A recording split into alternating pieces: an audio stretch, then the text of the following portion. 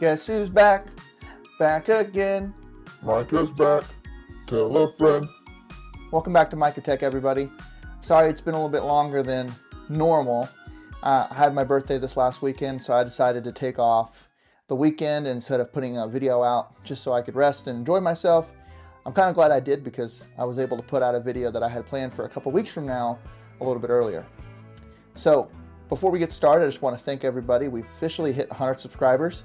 We hit it one day before the 2-month mark. Super exciting goal to have reached. I told everybody that I would do a live stream once we hit 100 subscribers, and I intend on keeping that promise. Should be doing that live stream, not this weekend, but next weekend. We'll be giving away a couple gift cards, not a ton, but just to thank everybody who's been a fan of the channel, who's been paying attention, and who's been supportive.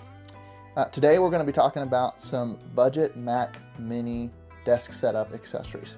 It's a lot of words there, it's a mouthful, but I've gotten some things to kind of upgrade and future-proof my setup, not only for the channel, but for my office in general. That's what we're going to be talking about today. We'll go through a variety of different fun little devices from different prices. I'll also kind of explain how I got them, and then we'll go from there. Let's get started.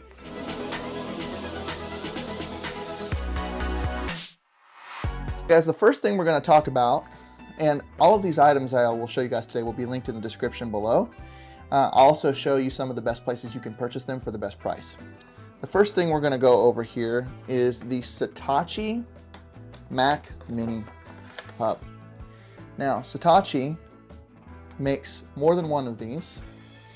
They make the NVMe enclosure, and then they make the plain just hub itself. So if you look here, the hub's got a USB-C port, 3 USB 3.0 ports, USB-A specifically, a headphone jack, and a micro SD and SD card slot. Something that the Mac Mini sorely lacks. It's really awesome when you have it under the Mac Mini. It fits perfectly. It's made with the same material on the chassis as the Mac Mini, same color as well. And it plugs in with the USB-C cord to the back of your Mac Mini. So you do lose one of your Thunderbolt slots, but you gain it back here on the front as well as the extra USB-A ports. But let's look at the real reason I'm a huge fan of this, and that is the enclosure. A lot of people are familiar with external SSDs or external hard drives, but an enclosure is something that not a lot of people I feel like know a ton about. You can go online and buy an enclosure that is M.2 or SATA SSD, NVMe SSD capable. You plug it in and basically it allows you to run projects way quicker because the drives can run at a faster read and write speed, whereas an external SSD is limited basically by the port it's plugged into. So if you look here, notice I got a PNY 1 terabyte CS2241. Now you may ask, why did I get the CS2241? The CS2240 is probably what I should have gotten. It would have saved me about $10. This was on sale. It's more future-proof for when I build my PC, but this does not get me any benefit in this hub. This is PCIe Gen 3, and this is PCIe Gen 4 NVMe drive. So you're not gonna get the speeds of Gen 4, unfortunately. So I'm getting about 1,000 megabytes a second read and write, which is still more than enough to do what I need to do, but just keep that in mind if you decide to get this hub. But having this basically solved my storage issue for my Mac Mini. So that is the Mac Mini hub and enclosure, guys. You can find this regularly for around $100 to, I'd say, $75. Depends on where you buy it from, and it depends on who you buy it from, honestly. I got mine with a discount for $70 off of Amazon during Labor Day sale. I got a birthday present, got me an Amazon gift card, so I was able to pay almost nothing for this.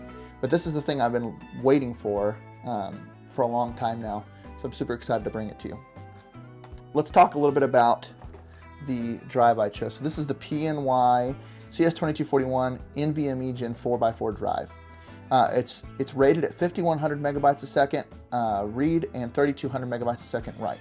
Now, I would say if it was in a actual PC that was equipped for PCIe Gen 4, then this would actually probably get close to those numbers. There's always some sort of fall off with these types of drives, especially in PCs. But for what I need storage, especially to edit my videos. This is perfect. I really debated between getting this and a Crucial P3 Plus and a Samsung 970 EVO. But I went with this because really two reasons. Number one, I got it for a heck of a deal at Walmart. Number two, it's a nicer, newer, up-to-date drive. Number three, it actually came with a USB-A stick that allows you to transfer data between different OSs. So if I ever needed to take data off of my Mac and move maybe videos or photos to my new PC that I'm going to be building, this would be super helpful for that. So this is the PNY CS2241 1 terabyte NVMe drive. It's worked great for me. I've already got all of my videos on there, and I've already tried editing in 4K footage, and it works fantastic. Let's talk about a new mouse. I'm finally able to get a Magic Mouse. This is the Gen 2, so it is powered with Lightning, but as far as I'm concerned, if it's powered with USB-C or Lightning, it sucks that it's got this stupid port on the back anyways, as you guys can see. The Magic Mouse, in my opinion, for productivity purposes, if I'm working on scripts, if I'm working on browsing the internet, planning videos, this is the mouse I choose to use. The features with the, scroll back, just pull back to scroll up, double tap to open Command Center, slide left and right to open up your full screen tabs. It's super, super nice. My buddy Roger, who is a subscriber of the channel, thank you Roger, hello Roger, he had this mouse. It wasn't working. He completely opened it up, cleaned it up, and it works again, and gave it to me for my birthday. He's a software developer, so he can fix just pretty much about anything, especially when it comes to tech. But I wanted to get one of these really bad, and as you know, even the Gen 2 mice are about 60 or 70 bucks. So to get this one lightly used, almost in perfect condition, was a win. So that's the mouse upgrade. We'll talk next about probably my favorite aesthetic upgrade, and that is the keyboard. Some of you may have heard of Mage-G. I think that's how you pronounce Mage-G. They make really affordable mechanical keyboards, and I was able to purchase one with some allowance money that I had for my birthday to kind of upgrade the aesthetics of my desk setup, as well as really just upgrading my typing ability. I would not use this for gaming, but I think for everyday use, it's perfect. It's affordable, it's customizable, it's detachable with USB-C, which is something that is pretty sought after, especially since it's not just a wire that you can't take in and out. It comes with a bunch of different keycaps. I'll show you the ones I took off here. I took off my space bar, my WASD, shift, escape, enter, back, and then my top and bottom arrow, but all of the keys that come with it are translucent so that the LED backlight can shine through it. It's got, I think, like 21 different LED backlight patterns that you can code to it. I use the one where when I type, it basically comes out like a wave to the left and the right. But this keycap remover is super nice. You just grab it like that, boom. It's got red switches on it. They're not the best switches, but for what I paid for it, which was $26, I can't complain. This is a 65% keyboard, so it still does have arrow keys and a couple keys over here on the right. If you guys want to listen to the sound, I'll play it for you here. Sounds like a mechanical keyboard, love it. It's got 3 levels of feet that you can kind of equip it to. It's got the base level here with this little riser, level 2, level 3, which I personally use it on level 3. I just like the way that that feels on my hands. This is one of many mechanical keyboards I'll get, but I just love the way this looks. When the backlight's on, I feel like this is almost a patriotic keyboard, red, white, and blue. And I'm a huge fan of this keyboard, and with the new setup, the new mouse pad, it's quite the aesthetic.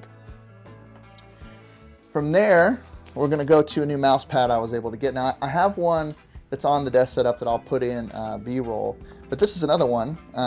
You guys probably don't know this about me, but I am a huge gun fan. I was able to get this from Bass Pro with a Bass Pro gift card I got for my birthday. It's the Smith & Wesson M&P Shield Tech Mat. It's meant for gun cleaning, but it's the same material as a mouse pad. And I actually intend on swapping this out with my mouse pad every once in a while. It's not as big as I would like. Obviously, if you could look at it from the mouse pad that's below it, it's about half the size. But it's comfortable. I like the background. And it even came with this really cool microfiber cloth. Big fan of this. I had to literally take a hair dryer to basically make this thing not fold up in half every time I put it down. But it does what I need it to do. I think it looks cool. It's something that I'm passionate about, guns, so it works really well for me. And that brings me to the last thing that we're going to talk about, and that's this Western Digital Blue PC hard drive. You might ask, why do you have a Western Digital Blue PC hard drive? It doesn't really fit with anything else you're doing. Well, that's the thing. It doesn't fit yet. Here in about a week and a half, I'm going to be purchasing my first network attached storage system from, oh my gosh, I can't remember the company. It's not QNAP, it's Telemaster. If I messed that up, I will put it in the description. I apologize. I'm going to buy another 3 terabyte Western Digital drive. This is a drive that my friend used very limited in his server, and he reformatted it and deleted it and gave it to me for my birthday. So I'm going to purchase another 3 terabyte Western Digital Blue and configure it in RAID 1, and that's going to archive all of my YouTube videos, as well as some of my wife's photos from Shutterfly, my photos, and my hope would be to decrease my iCloud requirements from 2 terabytes to 200 gigs. I don't know if that's possible, but we'll see. But this is kind of a precursor to what's to come. In 2 weeks, I'll make a video about that NAS. But I'm super excited to kind of announce that. That's kind of the final step in future-proofing my build. But the reason I wanted to kind of show you guys all this today was really because when I had to switch from the iPad Pro, it was almost like I was restarting from scratch. But I've been able to, because of the generosity of my friends and my family, I've been able to do a lot of things quicker than I thought I was going to be able to do. Upgrade my keyboard, upgrade my mouse pad, upgrade my mouse, upgrade my storage. I'm in a place that once that NAS is here and it's loaded up and it's configured, I won't probably need to do any major upgrades to my setup for maybe a year or two. Now, anything else I might do would be cosmetic or because I want to, but there's nothing necessary. I've got a terabyte of storage to edit my videos on while I'm working. I'll have 3 terabytes of RAID 1 configured archival storage that will be attached to my network that I can access anywhere through the internet or from home. I've got a really nice mouse pad. I've got a really nice mouse. I've got a good keyboard. I've got a good 1080p monitor. I'm in a position to where this channel is pretty much set up for the future until my financial position changes to where I can do upgrades that are fun and not necessarily budget friendly. But I hope anybody who's in my position and who's got a YouTube channel and looking to invest in accessories like myself, that these accessories would pique your interest. If you have a Mac Mini, I would get the Hitachi Hub. It's awesome.